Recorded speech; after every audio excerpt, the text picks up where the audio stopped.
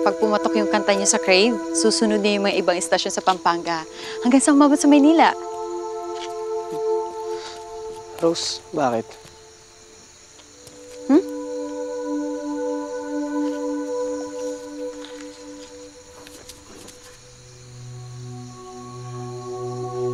Sabi mo dati ayaw mo ituloy recording kasi wala kang pera.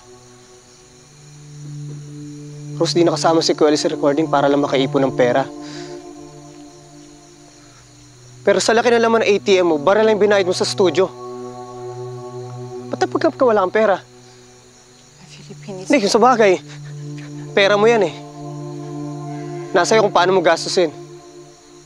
Pero sana man lang pinautang mo kami ng pera para nakakanta si Ella sa recording. Philip.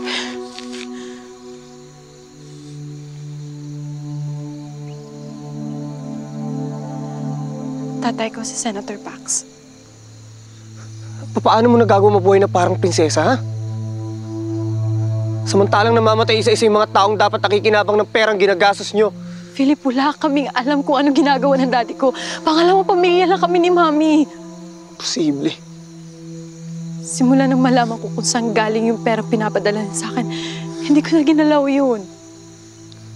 Saan galing yung pera pinambayad mo ng studio? Ha? Yung pinangkain natin kanina, saan galing? Eh, Yung 5,000 binayad mo sa amin noong una.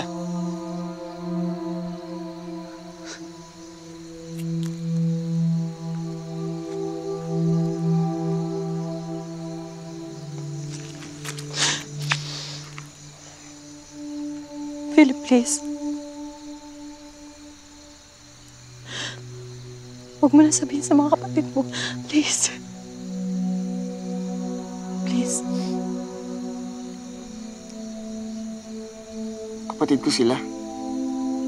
At hindi kita kaano-ano.